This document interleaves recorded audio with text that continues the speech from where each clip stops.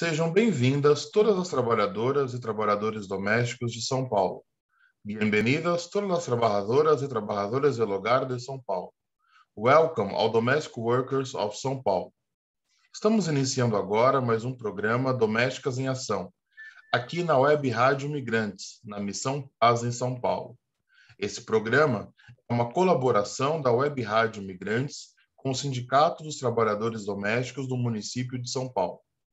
O programa Domésticas em Ação tem o objetivo de conscientizar e informar todas as trabalhadoras e trabalhadores domésticos da cidade de São Paulo, brasileiros e estrangeiros, sobre seus direitos trabalhistas, sobre os novos direitos conquistados na convenção coletiva da categoria, sobre o sindicato e os eventos que este realiza em favor das trabalhadoras domésticas, além de outros temas importantes para a categoria. Migrantes ou brasileiras, todas as trabalhadoras domésticas possuem os mesmos direitos. Somos uma mesma categoria, independente da nacionalidade. No programa da semana, recebemos Adriana Paz, sindicalista, comunicadora e socióloga.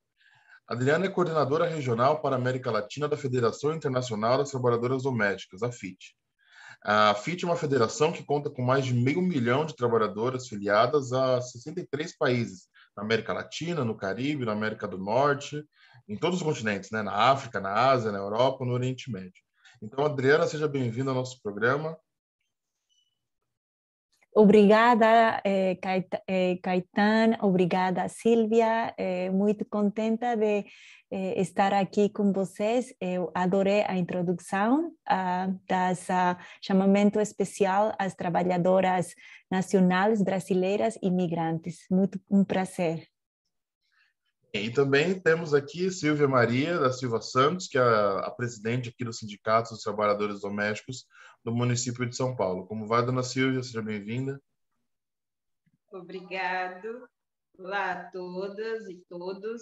Caetan, Adriana, é uma alegria estar aqui novamente participando da gravação deste programa e ainda mais que um assunto tão importante que vamos estar tratando hoje. Bem, então, para começar aqui o nossa conversa, né? A nossa ideia no programa de hoje é falar um pouco sobre convenção coletiva, né? Que é algo que a gente volta e meia fala aqui no programa, mas que, com a presença aqui da Adriana, acho que seria bem interessante a gente falar um pouco sobre como a FIT, né, vê essa questão da convenção coletiva e entender um pouco sobre como que a convenção coletiva vem, das trabalhadoras domésticas, né, dessa categoria, ela vem atuando, vem acontecendo também na nossa região, né? Então, para começar, Adriana, eu queria primeiro perguntar para você como que a FIT vê essa luta das trabalhadoras domésticas pelas convenções coletivas, né? Porque é uma luta, a gente sabe que a categoria essa luta histórica por direitos, mas também a luta por direitos não só a nível federal, mas também através de convenções coletivas, né? Uhum, sim. Agora eu vou trocar para espanhol, porque eu só falo bem para introdução, mas não para o programa todo. Sí, muchas gracias. La convención colectiva es mirada, es vista por los sindicatos de trabajadoras del hogar como un elemento crucial, fundamental para la lucha del reconocimiento efectivo de los derechos de las trabajadoras del hogar, para que los derechos que están en el papel, que están en teoría en los marcos legislativos, sean efectivamente implementados. Eso solamente puede ser logrado a través del músculo, el brazo, la fuerza política, cuando venimos a consensuar y negociar entre partes iguales. Esa estructura nos la da la convención colectiva. Sin embargo, la convención colectiva es una herramienta de lucha antigua, tradicional, histórica de todo el movimiento sindical. Más para las trabajadoras del hogar es algo casi inalcanzable, es un sueño que solamente 3 países lo tienen en toda la región. Estos son Argentina, Uruguay y Sao Paulo. Entonces, quiere decir que son muy pocas las trabajadoras, los sindicatos, los países que han logrado reconocer esta igualdad de derechos y esta igualdad de negociar y hablar.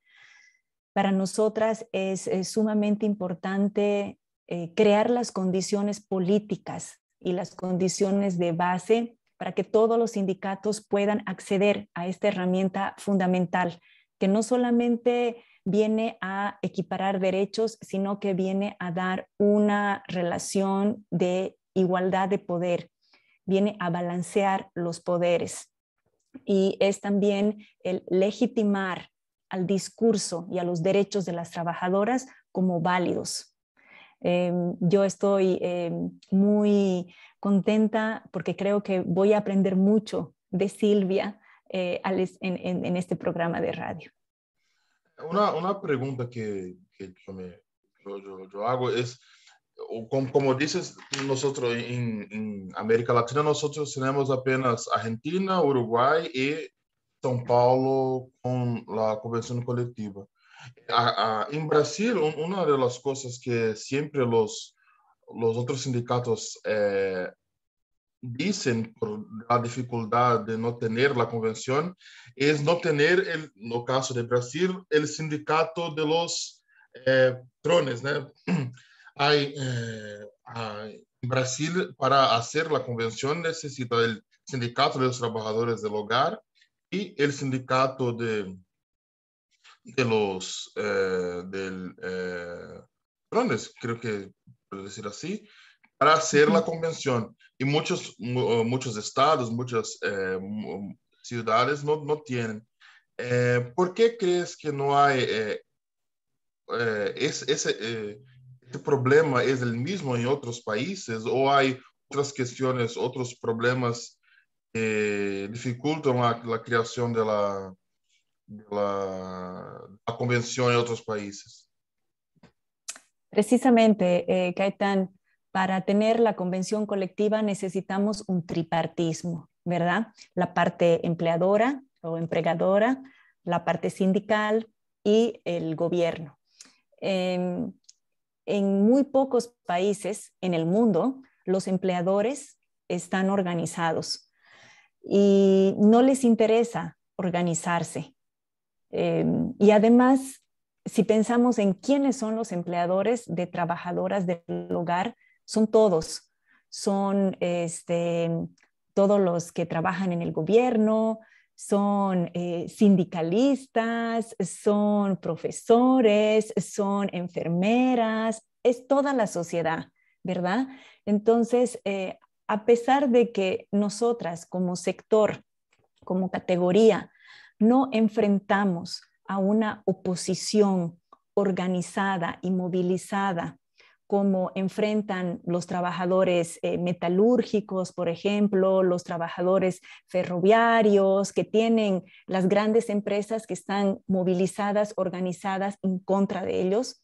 No es el caso de las trabajadoras del hogar. No tenemos empleadores organizados en contra nuestra. Sin embargo, los empleadores son todos, son todas, y no consideran al trabajo del hogar como trabajo. No consideran a las trabajadoras del hogar como trabajadoras. Entonces, esta mentalidad de no reconocer el trabajo del hogar, de no reconocer su casa como un lugar de trabajo que debe ser inspeccionado, que debe garantizar de condiciones seguras y libres de acoso y de violencia, hace que ellos no se vean como empleadores. Ellos miran a la trabajadora del hogar como la persona que ayuda, como alguien de la familia, pero no les cuesta entender que hay una relación contractual de empleo. Y por tanto, en esta relación, ambas partes tienen derechos y obligaciones.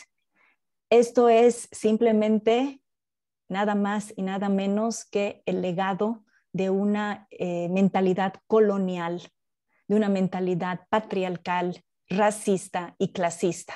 Entonces, para nosotras lo difícil es convencer a los empleadores de que la persona que está en su casa es una trabajadora y ellos tienen, por tanto, que sentarse a la mesa para negociar condiciones de trabajo justas y dignas.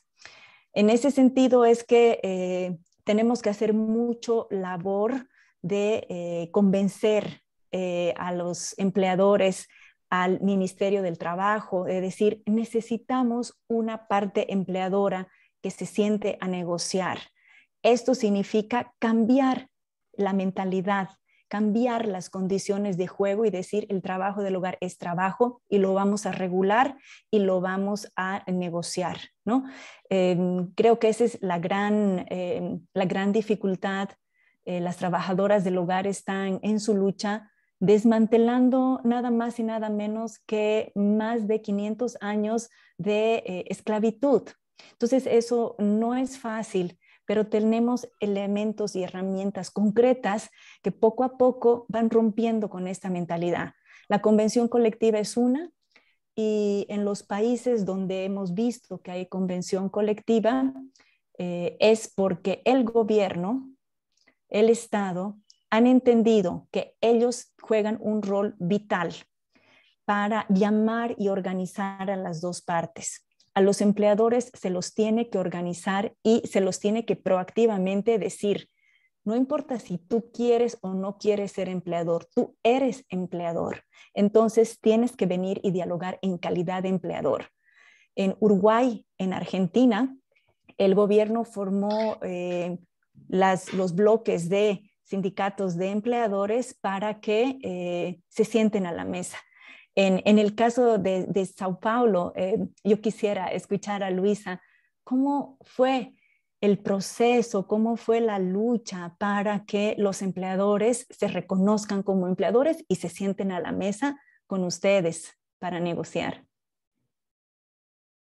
Eu acho que a gente pode chamar agora a dona Silvia, né, justamente por isso, porque justamente essa questão da presença de ter um sindicato patronal, né, o sindicato dos empregadores, né, então é uma questão aqui em São Paulo, né, dona Silvia, que a gente, inclusive a gente já conversou como que foi, teve lá a criação do sindicato patronal lá no início da década de 90, mas foram anos sem negociação, né? Sim, Caio. Houve, desde o início, quando foi fundado o sindicato, que passou de associação para sindicato, lá em 1990, que o sindicato vem fazendo essa luta para tentar fazer o acordo coletivo, a convenção. Mas ele nunca... o patronal não recebia as trabalhadoras, não recebia a pauta. Lembrando que o patronal da dona Silvia ele foi criado um tempo depois, né? É que logo depois que teve a Constituição, né, no Brasil de 88, teve uma possibilidade de criação de sindicatos de várias categorias, né? Então, o sindicato das trabalhadoras domésticas, vários no Brasil foram criados, né? E como a dona Silvia acabou de falar, era associação, então as trabalhadoras domésticas não podiam criar sindicatos, então é só a partir de 88 que pôde se organizar como sindicato, né? Daí é isso que a dona Silvia disse, que deixou de ser associação para se tornar sindicato. Daí logo depois os patrões também se organizaram enquanto sindicato patronal, né? Exatamente. Então, com a possibilidade de haver sindicatos, principalmente para os trabalhadores, aí os empregadores também eles criaram o patronal, né, que é o sindicato que representa os empregadores. E só que eles não recebiam a nós trabalhadoras domésticas. Em 2016 foi a primeira vez que conseguimos, depois de mais de 20 anos de luta, né, que fomos recebidos diretoria na época, né, que essa é uma luta de muitas outras diretorias, as antigas que fizeram esse trabalho. Hoje a gente só dá continuidade. E com a nova diretoria que entrou no patronal, estava aberto a negociações e nos recebeu. E desde 2016, nós assinamos convenção coletiva, né, aqui no município de São Paulo. E com isso, deu uma, como se diz, uma virada assim, muito grande, porque há uma diferença muito grande quando se tem convenção coletiva. Quando vem um empregador para uma homologação e a gente analisa a rescisão e fala que tem que se adequar à convenção coletiva, praticamente muda-se toda a rescisão, claro, em favor da trabalhadora. Então, é um trabalho assim muito... foi um trabalho difícil para as antigas, mas temos conseguido, mesmo com a pandemia, o sindicato conseguiu que os empregadores cumprissem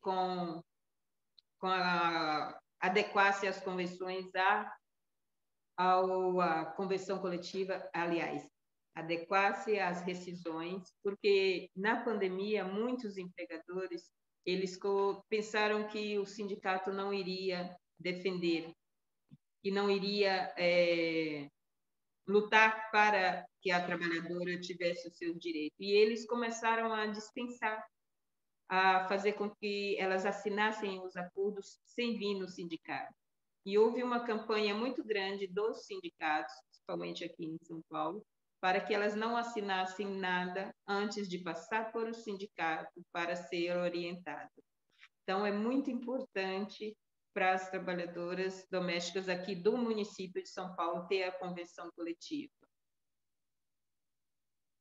E eu acho que uma coisa que é bem interessante, pegando um pouco o que a Adriana falou, é como que é necessário ter essa ação tripartite dos empregadores, das trabalhadoras domésticas e do Estado. E eu acho que isso no Brasil é muito claro, né? Porque, como a dona Silvia falou, a primeira vez que o sindicato patronal recebe o sindicato, né, aqui de São Paulo é em 2016. Logo depois que a gente tem avanços muito grandes na lei das trabalhadoras domésticas em 2013, em 2015, quando as trabalhadoras domésticas conquistam muitas leis e muitos direitos a nível federal, né? A nível, quando tem a nova legislação, a lei das domésticas, né, aqui no Brasil. Então, é aquilo, ficou quase como vergonhoso, né? Quase para o sindicato patronal. Opa, elas estão conseguindo tanta coisa lá a nível federal, lá em Brasília, aqui no caso.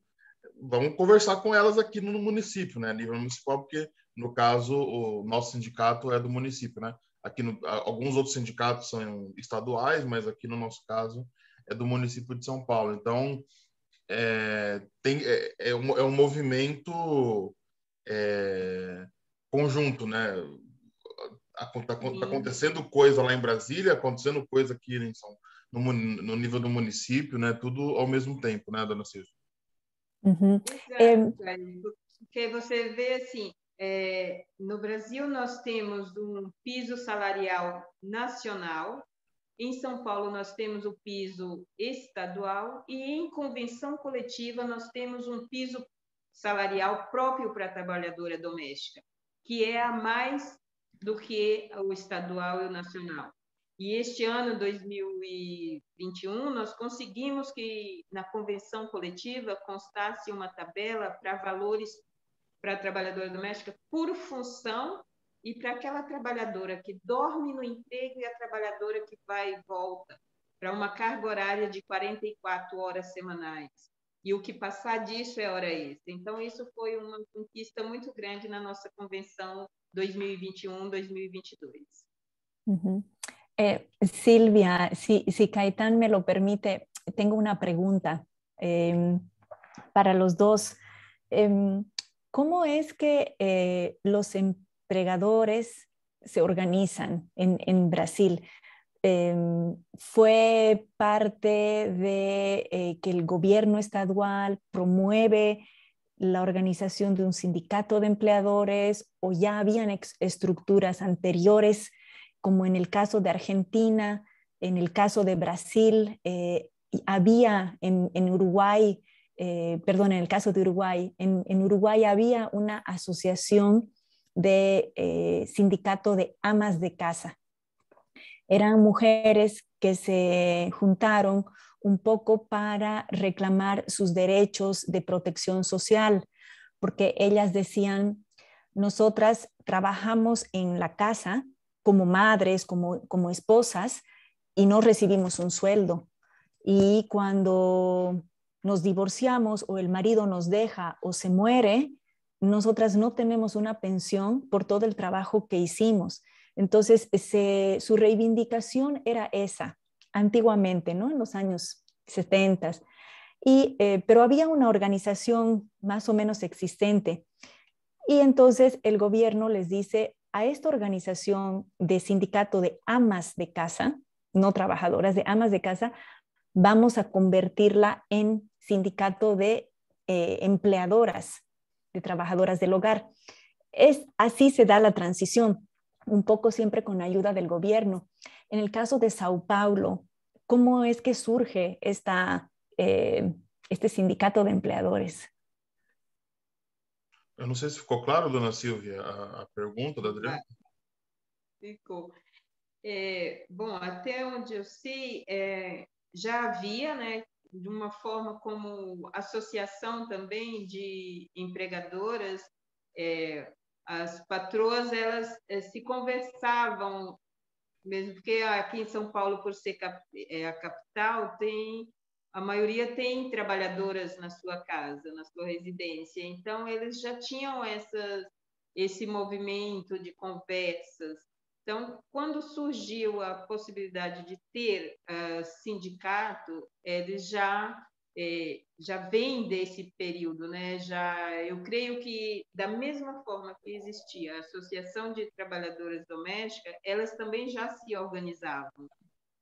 Então, houve, com orientação, é claro, de advogados e tudo, que dão aquela assistência, e eles também montaram o sindicato. E aí, o que a gente percebe é que eles não tinham interesse em fazer o acordo, em conversar. Na época, a então presidente, ela era uma pessoa extremamente difícil, até tive com ela em uma entrevista numa TV local e ela era bem assim reticente em conversar com as trabalhadoras. Então, a partir do momento que ela foi afastada, até porque por essa dificuldade em querer conversar, em querer ouvir a trabalhadora doméstica, a pessoa que substituiu e que veio a ver a possibilidade de ter uma ideia melhor de como tratar este assunto, mesmo que o Cailton mesmo falou, eram outros tempos, né? Foi logo depois das leis e da Lei Complementar 150 de 2015. Então, eu creio que com isso eles viram que o correto seria sentar para nos ouvir, mesmo porque nós estávamos tomando e estamos num espaço maior. Estamos cada vez mais em evidência. E, para ter uma ideia, só em São Paulo nós temos mais de 1 milhão de trabalhadoras domésticas. Segundo o Dieses, em 2019, eram 1.536.000 trabalhadoras domésticas. E que praticamente mais da metade dessas trabalhadoras são sem vínculos. Então, eu creio que o sindicato patronal viu que teria mesmo que sentar para conversar. E tem uma coisa que daí eu acho que é um pouco vinculada, mesmo como que essa relação entre trabalhadores e empregadores é feita no Brasil e que vem desde a década de 30, na verdade, né? Desde o período Vargas, né? Quando Getúlio Vargas assumiu, né, lá em 1930, ele que instituiu essa forma de relação entre trabalhadores e empregadores de uma forma tão institucionalizada, né? Então ele, ao mesmo tempo que influenciou, promoveu a criação dos sindicatos de trabalhadores, ele também promoveu a criação de sindicatos de patrões, quer dizer, porque a ideia era que essa relação fosse mais institucional possível. Então, de certa forma, não é estranho, né? Não causa estranheza a criação de sindicatos de empregadores ou de associações de empregadores no Brasil, porque, na verdade, a gente tem sindicatos de empregadores para quase todas as categorias, porque a gente está quase há mais de 70 anos lidando desse jeito, né? Essa relação entre empregadores e empregados se dá através de associações, né? Se dá através de sindicato com associação. Então, a gente tem a Associação dos Bancos, por exemplo, que lida com o Sindicato dos Bancários. Então, a gente tem sempre essas relações institucionais, né? Então, eu acho que, de certa forma, isso meio que deve ter facilitado a própria criação de uma associação, porque é como desde da década de 30 as relações no Brasil se dão. Obviamente que não sem que tenha seus problemas isso, né? E também na época da ditadura isso foi colocado quase de escanteio, mas é a forma como é uma forma já de muitos anos que as coisas vêm acontecendo. Então, a própria criação não é algo estranho, né? Eu acho que, como a dona Silvia falou, a estranheza é simplesmente criar, mas é algo tão automático a criação da associação que ficou mais de 20 anos sem querer negociar, né? Tipo, temos uma associação, temos um sindicato patronal, mas só para ter, porque não queremos negociar. Só em 2016, né, dona Silvia? Sim, com a troca com pessoas novas, com ideias novas, veio a ver a possibilidade de sentar para nos ouvir, para analisar a nossa proposta, a nossa pauta. E desde 2016, já é o 6º ano consecutivo que assinamos a nossa convenção coletiva. Já começamos a preparar a nova pauta, né? Já houve a primeira assembleia para a construção da pauta de reivindicação 2022-2023, e houve propostas muito interessantes que estão sendo analisadas, e vamos ter uma nova assembleia, né, para estar discutindo e para estar aprovando a pauta para ser entregue ao sindicato patronal. E, Adriana, por favor. Sí, yo tengo preguntas para Silvia. Silvia, cuando usted dice que preparamos la pauta y que se reciben propuestas, si nos puedes contar más, Silvia, de este proceso, pensando que muchas compañeras de América Latina están escuchando. Estas son asambleas con las afiliadas, cómo se reciben las propuestas, porque creo que este es un ejercicio profundamente democrático. Sí, sí. Que no muchos, ni siquiera sindicatos lo hacen, pero yo veo que el sindicato de Sao Paulo tiene una práctica profundamente democrática de la cual queremos aprender y conocer.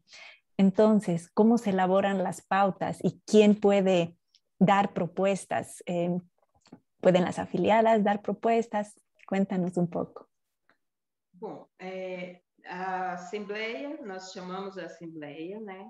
E nesta Assembleia é convidada todas as trabalhadoras domésticas do município de São Paulo, afiliadas ou não ao sindicato. Precisa ser trabalhadoras domésticas. E nesta Assembleia, a gente explica, né, a importância da convenção coletiva, do acordo coletivo. Nós falamos do trabalho do sindicato, dos direitos da trabalhadora, e a própria trabalhadora doméstica é que vai nos dizer o que ela quer mais como direito. O que ela vê que se precisa mais que a trabalhadora tenha como direito. Se uma proposta, um direito que já tem, o que pode ser melhorado? Se aquele direito vem contemplar o que ela precisa. Então, é as próprias trabalhadoras domésticas que montam a pauta. Aí a gente pega as ideias, né? Cada um fala a sua ideia. Em conjunto, a gente monta esta pauta. E aí, sim, tem grupos de trabalho, né? Para estar cada um falando, porque tem um número maior de trabalhadoras. Então, fica meio assim que, para não ficar bagunçado, não é isso, Caio? A gente faz grupos e cada um faz as suas reivindicações, o que acha que precisa, a gente coloca no papel para ver se cada grupo deu a mesma ideia para montar uma pauta. Uhum. Como a própria... desculpa. Pode falar, Adriana, perdão. Solamente decir que es maravilloso este ejercicio de consulta profunda, porque muchas veces la gente, la clase trabajadora, no se quiere sindicalizar porque los sindicatos, vamos a ser honestos, los sindicatos no siempre tienen la mejor fama y siempre dicen que las negociaciones que suceden entre la empresa y el sindicato en la negociación colectiva no reflejan el sentir y los deseos de la base. Sí. Debemos de ser críticos con nuestro propio movimiento, ¿no? Pero yo creo que las trabajadoras del hogar vienen precisamente a reivindicar al movimiento laboral porque tienen estructuras democráticas. Y creo que el ejemplo de la construcción de una pauta para ser negociada tripartitamente viene de la base, viene de abajo. No quiero pasar eso por alto porque no siempre es así. Entonces creo que esta es la riqueza, el valor que debemos demostrar al resto del mundo. Es decir, aquí es una democracia participativa, no representativa. Las trabajadoras están ahí proponiendo y discutiendo y esto se eleva después a nivel de negociación. Creo que este procedimiento es un ejemplo, es inspirador para el resto de los sindicatos, no solo de trabajadoras del hogar, sino de otras categorías también, porque así se fortalece el poder sindical, ¿verdad? E uma coisa que é... interessante é que assim, a própria trabalhadora é que vai dizer o que ela precisa, o que ela acha que tem que melhorar, o que falta para que fique melhor, para que ela tenha os direitos reconhecidos. Eu acho que uma coisa que é interessante é que na construção da pauta, e assim como no momento da negociação com os empregadores, é um momento também de negociar algo, pautas históricas, né? Ou algumas questões históricas que às vezes não tem muita...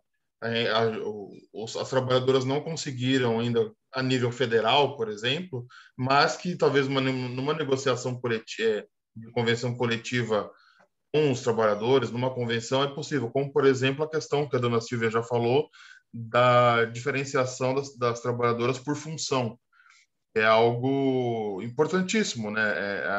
As trabalhadoras domésticas, que foi uma pauta levantada pelas trabalhadoras e que foi levada para a convenção. Quer dizer, olha, somos todas trabalhadoras domésticas, mas na função de cozinheira, na função de babá, na função de tal coisa. Então, quer dizer, e tem características diferentes, né? Então, vamos respeitar cada função. Então, trazer pautas importantes que, às vezes, passa despercebido a nível federal, mas que numa convenção coletiva é possível de falar. E talvez uma outra pauta que seja daí uma das mais importantes e que gera uma polêmica maior também talvez seja das diaristas, né, dona Silvia, que também o Sindicato de São Paulo conseguiu incluir na convenção e vem incluindo, né, essa questão das diaristas que vem acontecendo tanto aqui, né, pelo menos aqui no Brasil, na cidade, né, a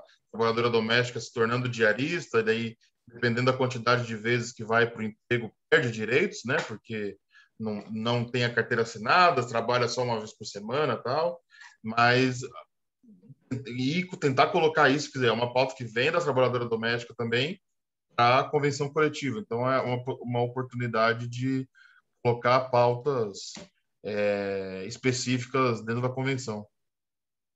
Sim, Caetano. Em 2020, nós conseguimos colocar as diaristas na nossa convenção, foi a primeira vez, e este ano conseguimos um piso para a diária, né, da trabalhadora que é diarista, e a luta maior é para que essas diaristas tenham o direito a registro. Até o momento, conseguimos um piso que a diária não pode ser menos que o valor estabelecido na convenção coletiva. Um outro ponto também que talvez entre nessa pauta é igualar o seguro-desemprego da trabalhadora doméstica com as outras categorias, porque em outras categorias o seguro-desemprego é 5 parcelas, trabalhadora doméstica só são 3 parcelas. Nas outras categorias, o valor do salário do trabalhador. E a trabalhadora doméstica, não. O seguro-desemprego dela, a parcela é de um salário mínimo. Ela pode ganhar 10 salários, 2 salários ou 1 salário. O seguro-desemprego dela é 3 parcelas de um salário mínimo.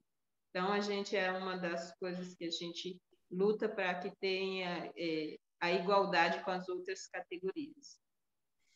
E agora, Adriana, voltando a falar um pouco sobre na América Latina, como você falou, temos a questão da dificuldade de implementação, temos apenas 3, Argentina, Uruguai e Brasil, mas você vê a possibilidade de avanços em alguns outros países em curto prazo, ou você ainda vê que é algo meio distante a conquista da convenção coletiva em outros lugares da região? Lamentablemente, creo que es algo distante.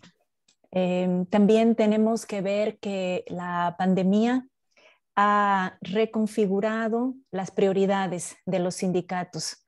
Si bien la convención colectiva es importante y todas lo quieren tener, ahora en un contexto de crisis social y económica hay otras cosas, no que son más importantes, pero que son más urgentes.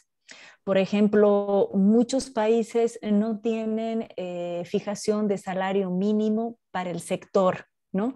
Tienen fijación de salario mínimo nacional y ellas casi siempre están por debajo del salario mínimo. En países como, por ejemplo, República Dominicana, es uno de los países donde tienen muy pocas protecciones legales, a pesar de que ratificaron la Convención 189. En un contexto de pandemia, para ellas y para muchos países es muy importante la protección social, que vendría a ser previdencia social, creo, en Brasil. En muchos países están excluidas de la previdencia social, o en otros países están incluidas, como en Argentina, Chile, pero en la práctica no están cubiertas por la previdencia social. O sea, es en el papel, en teoría. Entonces, en un contexto de pandemia, ellas quieren primero luchar por la protección social, la previdencia social. Pero para eso, primero tienen que tener un salario mínimo. Entonces, primero están luchando para la fijación de un salario mínimo. Y para fijar un salario mínimo se necesita una parte empleadora. Entonces, es como un circuito donde no saben por dónde comenzar, porque dicen, el gobierno, el Ministerio de Trabajo, dice, no podemos incluirlas en la previdencia social porque no tienen un salario mínimo. No sabemos cuántas serían las aportaciones, las contribuciones por parte de la empleadora, de la trabajadora, y debemos de tener un salario mínimo. Y los sindicatos dicen, ok, fijemos un salario mínimo, pero no tenemos empleadores. Ok, entonces ayúdanos, gobierno, Ministerio de Trabajo, a crear la parte empleadora, pero no lo hacen, ¿no? Entonces, es una lucha, yo creo, todavía muy distante, porque primero está el salario mínimo, primero está la previdencia social, están los contratos, ¿no? Que idealmente todo eso se soluciona si tenemos una estructura tripartita para estar negociando las condiciones de empleo, seguro de desempleo, contra accidentes, etcétera. Pero como decía al principio de la conversa, no hay voluntad política, y no hay voluntad política porque todavía no se considera al trabajo del hogar como un trabajo, y un trabajo importante. Es el que reproduce la sociedad y el que mantiene la economía nacional, pero no es valorado. Durante la pandemia hemos visto que se valora el trabajo del hogar, pero no se valoran a las personas que realizan el trabajo doméstico. Hay una contradicción estructural. Entonces, ahí son los sindicatos, son las compañeras, son nuestras líderes, que ellas están constantemente visibilizando, interpelando, desafiando al poder, ¿no? Y por supuesto, la convención colectiva es algo, es como esa esperanza que nos ayuda a seguir, y sobre todo porque vemos que Sao Paulo lo tiene, que Uruguay la tiene, que Argentina la tiene. Entonces es posible. Lo que necesitamos es voluntad política, ¿no? Y todas esperamos mejores gobiernos para nuestros países.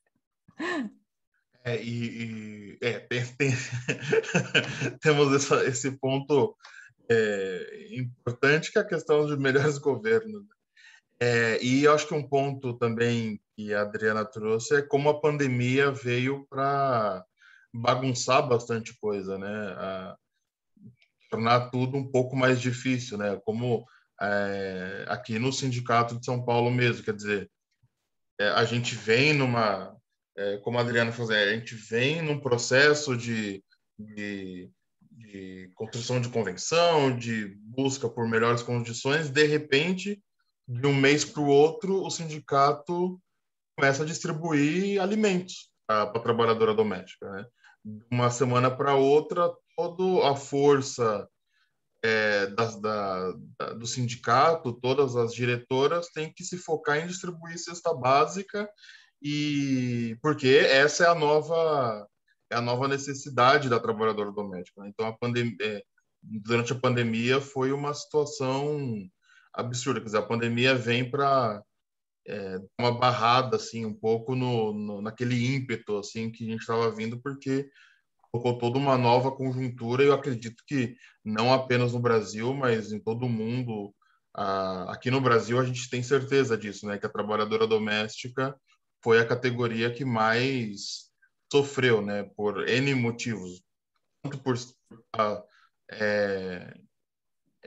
numa condição socioeconômica mais vulnerável, né? De vulnerabilidade, mas também, como a Adriana falou, quer dizer, teve essa contradição.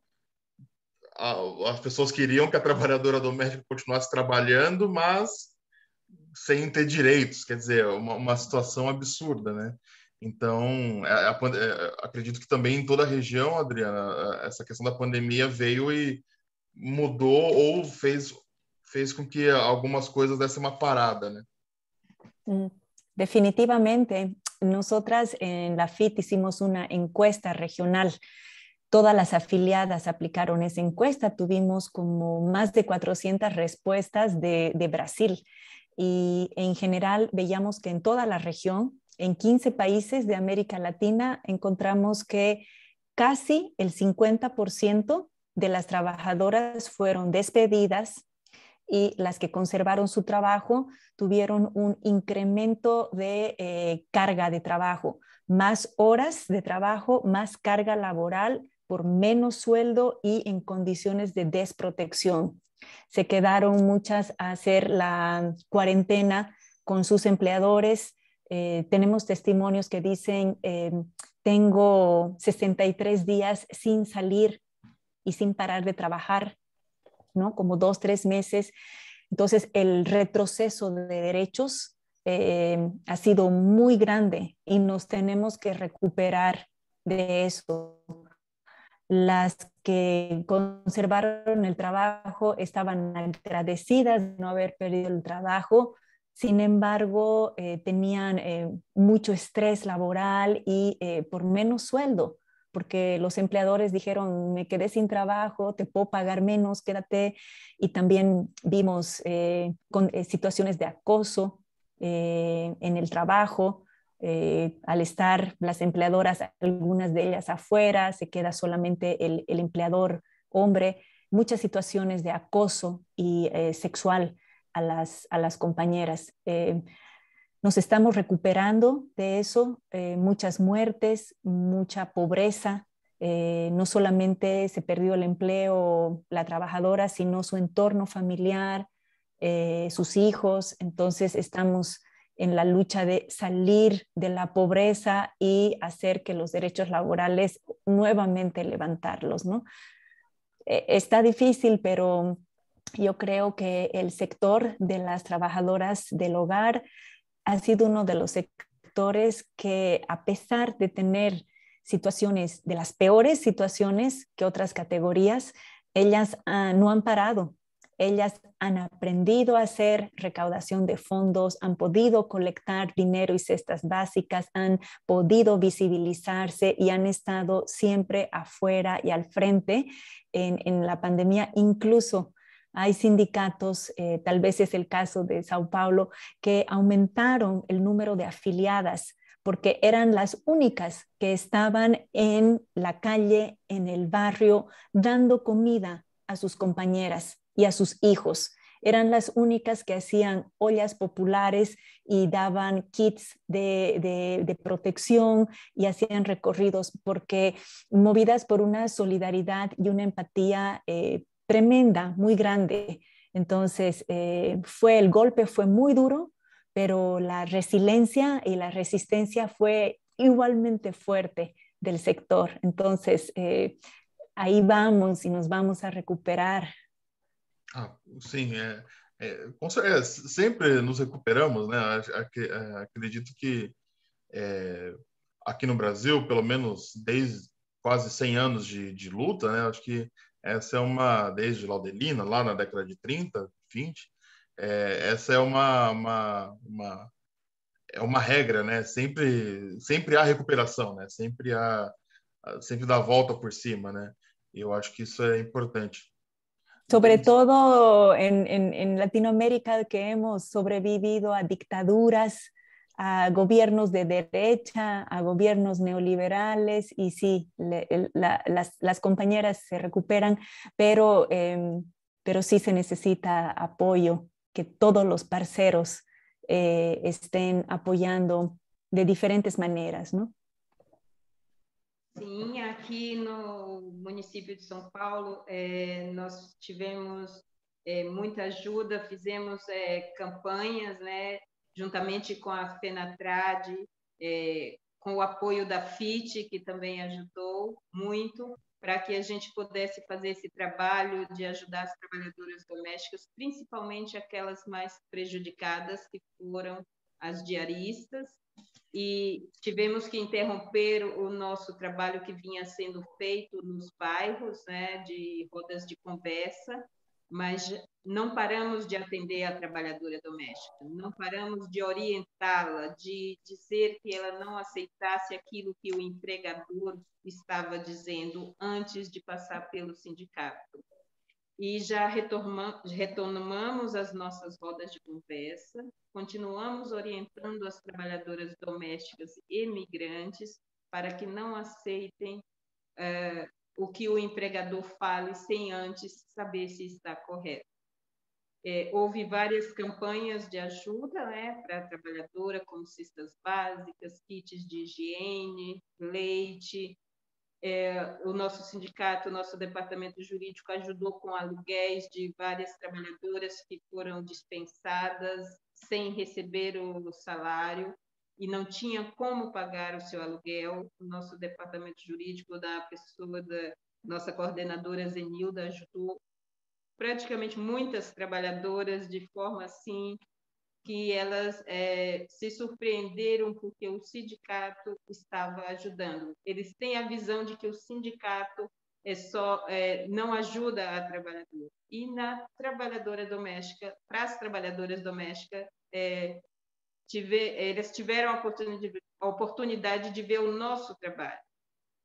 Mesmo com a pandemia, nós atendemos de casa, via WhatsApp, e quando a gente viu que os empregadores estavam lesando a trabalhadora doméstica, nós voltamos ao trabalho, mesmo com todos os protocolos, mas a gente não deixou de atendê-las.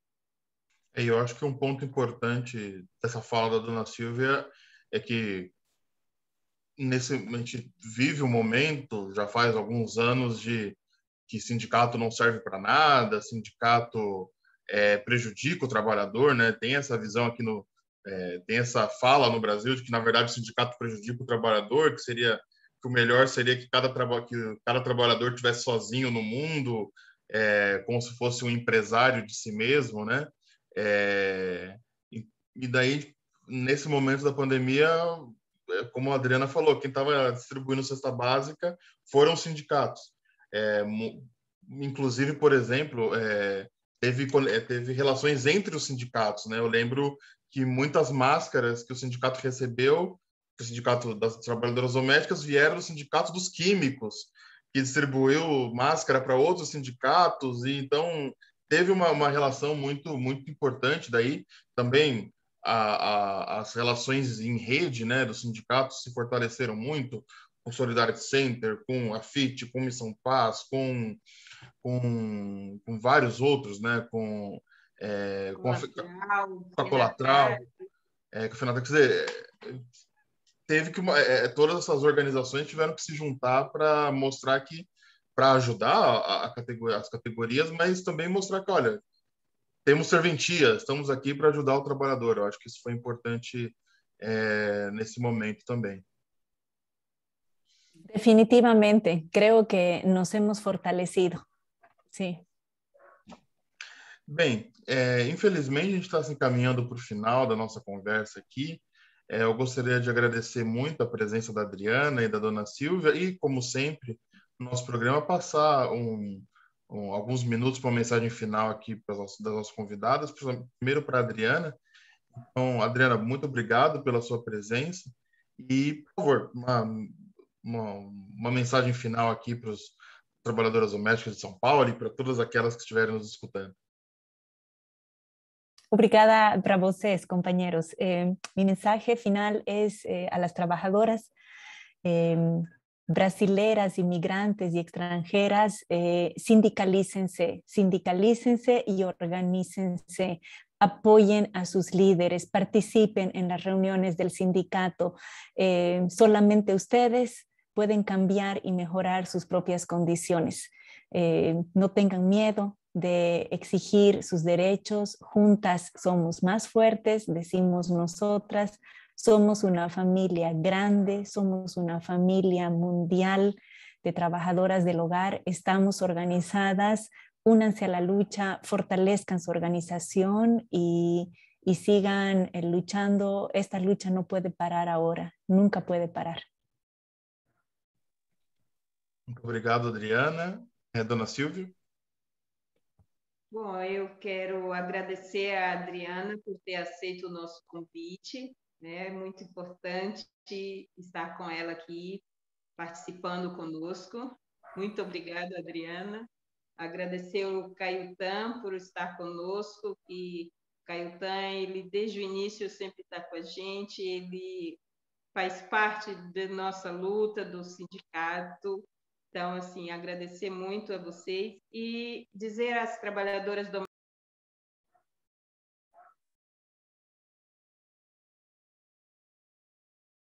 Dona Silvia, eu acho que o seu microfone desligou. Dona Silvia?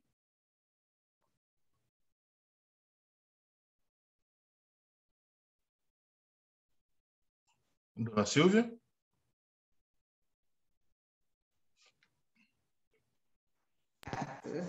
Agora sim, agora escutamos você. Venham fazer parte dessa assembleia para aprovação da pauta, que será dia 7 de novembro, às 14 horas, aqui na sede do sindicato, na rua Margarida, 298, na Barra Funda. Obrigada a todos. Bem, obrigado, Dona Silvia, obrigado, Adriana. Eu gostaria de agradecer também a todas as trabalhadoras que nos escutam, todos os ouvintes aqui da Web Rádio Migrantes. Agradecer e convidá-los também a nos escutarem na próxima semana com mais um programa Domésticas em Ação. Muito obrigado a todos e até semana que vem. Tchau.